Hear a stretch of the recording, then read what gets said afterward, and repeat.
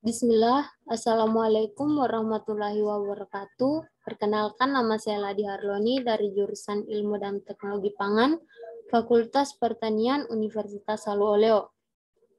Di video ini saya akan menjelaskan tentang enzim papain. Papain adalah suatu protease sulfhidril dari getah pepaya yang memiliki kemampuan proteolitik dalam mengkoagulasi kasein susu pada produksi keju. Aktivitas proteolitik papain ini ditandai dengan proses pemecahan substrat menjadi produk oleh gugus histidin dan sistein pada sisi aktif enzim. Nah, enzim papain ini dapat diperoleh dengan cara yang sangat mudah karena tumbuhan pepaya sangat mudah tumbuh di daerah tropis, khususnya daerah Indonesia. Nah, papain ini terdapat dalam getah buah pepaya, baik itu pada buahnya, batang, maupun pada daunnya. Tetapi bagian yang paling banyak mengandung enzim papain yaitu pada bagian buahnya. Nah, papain dari batang dan daunnya hanya memiliki aktivitas proteolitik sekitar 200 unit per gram saja. Sementara dari buahnya jauh lebih banyak, yaitu sekitar 400 unit per gram. Nah, pada umumnya papain ini diperoleh dengan cara penyadapan getah buah pepaya melalui pengoresan pada waktu-waktu tertentu. Nah, akan tetapi selain memerlukan waktu yang lama untuk mendapatkan getahnya, proses pengoresan tersebut juga dapat membuat cacat pada seluruh bagian buah karena luka yang ditorehkan akan susah hilang. Untuk memisahkan papain dari campuran senyawa-senyawa lain, maka perlu dilakukan suatu pengendapan enzim menggunakan garam amonium sulfat. Nah, garam amonium sulfat ini sering digunakan untuk salting out atau mengasinkan protein enzim karena kelarutannya sangat tinggi, tidak beracun untuk kebanyakan enzim, dan proses pengerjaannya juga murah. Yang kedua adalah mikroba Lactobacillus bulgaricus.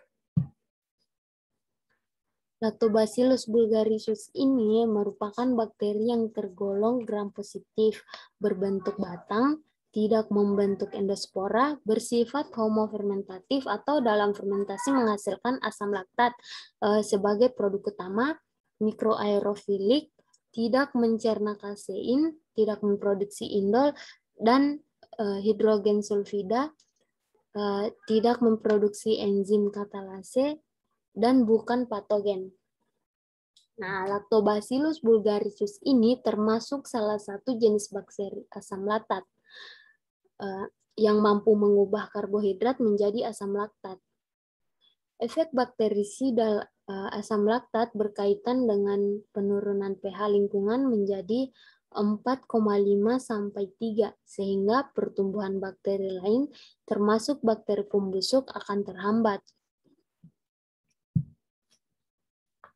Yang ketiga adalah peran enzim papain dalam pembuatan keju cottage. Nah, peran enzim papain bertujuan untuk mengkoagulasi misel kasein dalam susu. Enzim papain ini akan mengubah bagian kappa kasein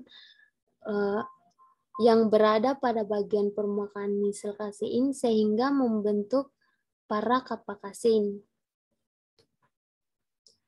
Adanya kalsium yang terdapat dalam susu akan membantu proses koagulasi, yaitu berperan sebagai jembatan penghubung antar misel.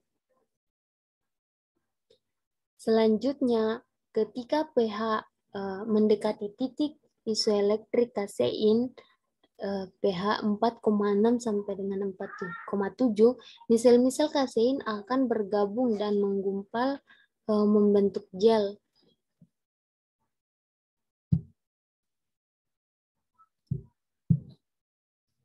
Nah, misel-misel ini dapat bergabung disebabkan oleh interaksi bagian hidrofobik pada para kappa kasein. Nah, yang berikut ada diagram alir produksi enzim papain dari mikroba Lactobacillus bulgaricus. Bagi pepaya ini ditambahkan larutan pengaktif 14 gram natrium bisulfit dan 3 gram natrium klorida dalam 1 liter Aquades dengan perbandingan 1:1. Kemudian campuran ini diaduk dan kemudian disaring dan ditampung di cawan Petri. Kemudian dijemur hingga getah tersebut kering.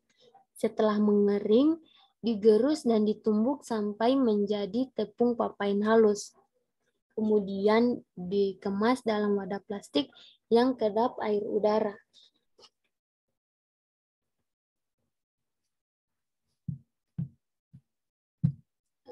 Baik, mungkin itu saja yang dapat saya jelaskan tentang enzim papain. Terima kasih. Wassalamualaikum warahmatullahi wabarakatuh.